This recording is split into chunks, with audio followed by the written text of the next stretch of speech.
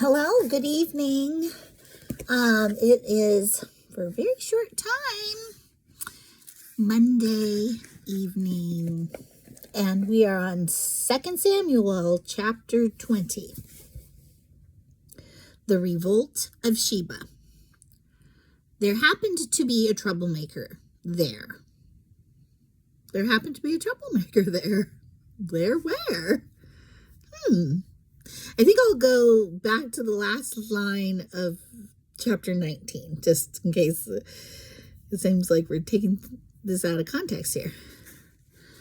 The argument continued back and forth, and the men of Judah spoke even more harshly than the men of Israel. Okay, remember that? All right. There happened to be a troublemaker there named Sheba, son of Bichri, a man from the tribe of Benjamin. Sheba blew a ram's horn and began to chant, "Down with the dynasty of David! We have no interest in the son of Jesse. Come on, you men of Israel, back to your homes." And this is a quote from 1 Kings 12:16.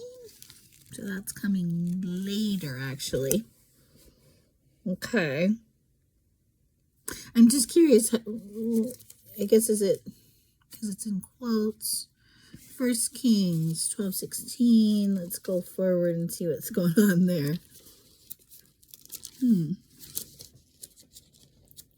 Okay. Sorry. Pages are so thin.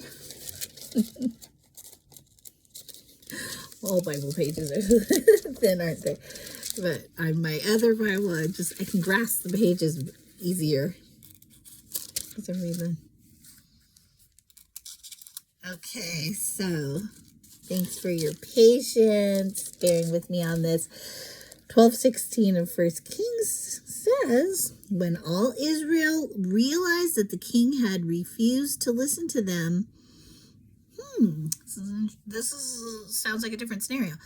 They responded, "Down with the dynasty of David. We have no interest in the son of Jesse.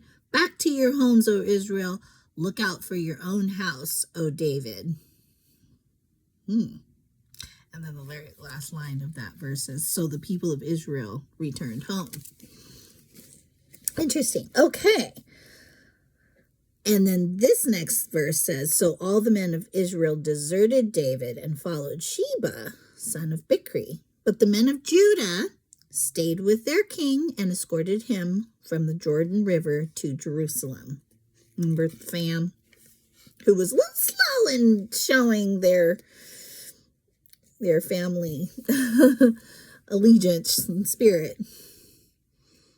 Okay, when David came to, verse 3, when David came to his palace in Jerusalem, he took the 10 concubines he had left to look after the palace and placed them in seclusion. Their needs were provided for, but he no longer slept with them. So each of them lived like a widow until she died. Oh, interesting. Then the king told Amasa, "Mobilize the army of Judah within 3 days and report back at that time." So Amasa went out to notify Judah, but it took him longer than the time he had been given. Then David said to Abishai, "Sheba, son of Bichri, is going to hurt us more than Absalom did. Quick, take my troops and chase after him before he gets into a fortified town where we can't reach him." So Abishai and Joab, together with the king's bodyguard and all the mighty warriors, set out from Jerusalem to go after Sheba. As they arrived at the great stone, the subtitle is "The Revolt of Sheba. David saw that coming. As they arrived at the great stone in Gibeon, Amasa met them. Joab was wearing his military tunic with a dagger strapped to his belt. As he stepped forward to greet Amasa, he slipped the dagger from its sheath. "How are you, my cousin?" Joab said, and took him by the beard with his right hand as though to kiss him. Amasa didn't notice the dagger in his left hand, and Joab stabbed him in the stomach with it so that his insides gushed out onto the ground. Oh, Amasa, was he the one he sent? It says they arrived at the great stone of Gibeon. Amasa met them. But it was Abishai who David sent to get the troops and chase after Sheba. Okay, I'm just making all the connections. But then it was Joab. Remember Joab? Who killed Absalom at David's direct request not to. And he's doing some damage again. So this, well, it was, as he stepped forward to greet Amasa, he slipped the dagger from his sheath. Joab said, so Amasa's the one who was killed by Joab. And Amasa, it was Abishai and Joab who were with the king's bodyguard. And they set out from Jerusalem to go after Sheba. But as they arrived, Amasa met them, and then Amasa got killed. Okay. Joab did not need to strike again, and Amasa soon died. Joab and his brother Abishai left him lying there and continued after Sheba.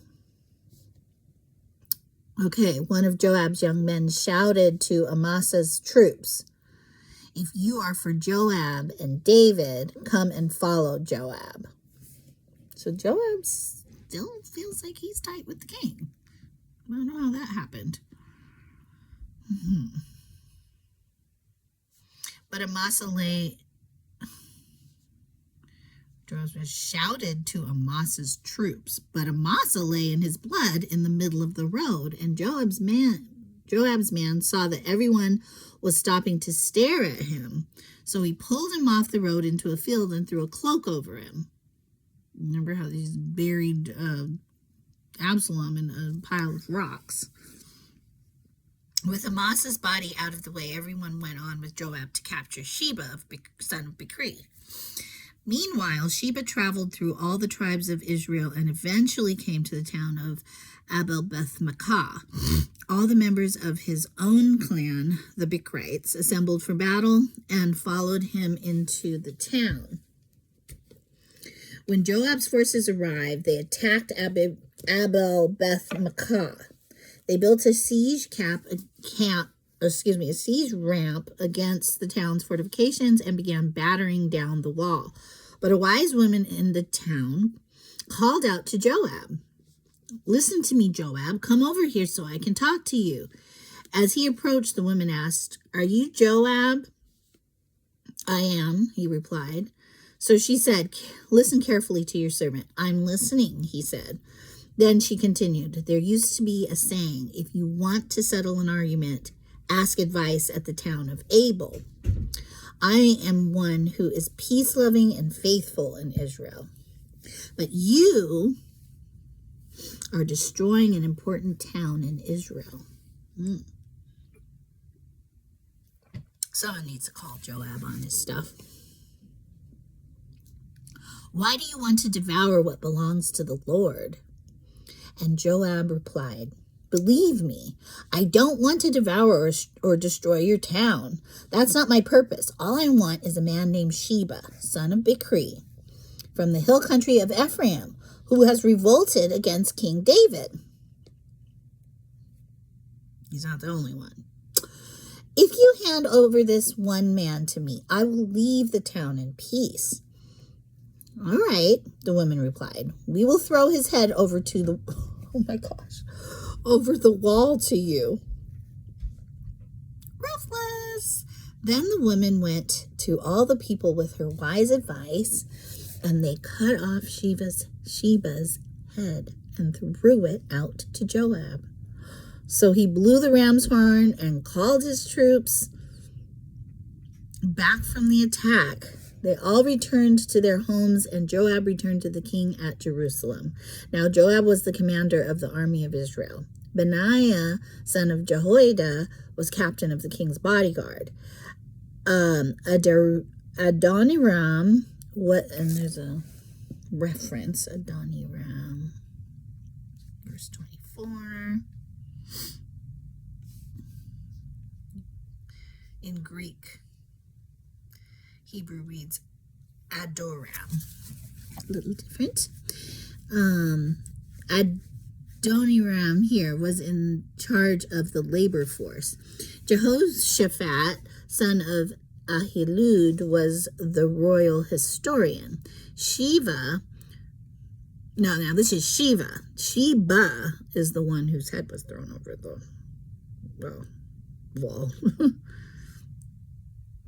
Or thrown out to Joab. Let's see.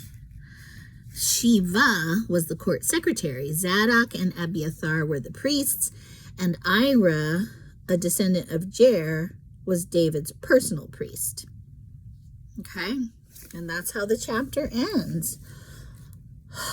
Interesting. Okay, well, this woman who was introduced helped to stop the revolt of Sheba. And interestingly, also, Joab is still a commander in David's army who led the, he was following David's orders to go after Sheba. But of course, he had to do his own dirt on the way toward this guy, Amasa. I don't know if that was necessary or it wasn't a direct instruction by David, as it was to follow after Sheba. But anyway, I won't be reading into things. Let's just keep reading this story because it does continue to, have its surprises, twists and turns. I'm enjoying doing this together, and I hope you are too. So just let me know, if you are, what you're thinking about, some of these characters, questions that you might have. I think one of the things, that's right, our last chapter was the argument of, Jerusalem and Judah and the whole family, family allegiances thing that I was kind of curious and I wanted to delve a little bit deeper into. If that's something that you'd like to do as well, I'll find an article or some commentary on it. And, sometimes just taking the time to hear what a commentator has to say and, them tying in different parts, maybe of scripture to have bearing on that story can also bring more things to light. So it is definitely worth stopping, and when we have those inclinations, what's going on here and why, can we get a little bit more, just do a little bit more study of the Bible, and like I said, in context. And there's always so much it yields so much to keep, to keep searching and to keep, I feel like the instruction is to meditate on the word day and night. And here we are at the end of the day into the night. So it's good that we are doing this. And one thing that I've been doing right before bed is just to read a proverb, like a chapter in Proverbs, because I thought it's interesting. And I think I heard somewhere you can just read a chapter a day of Proverbs, and then you get through the month, because there's 31 chapters in that book particularly. And so I thought that's a nice way to, wind down. So I hope that you are also, finding ways to be consistent in your reading, and like my pastor said recently, like don't have to feel like we have to rush through just so we can get a chapter read and check it off, kind of thing.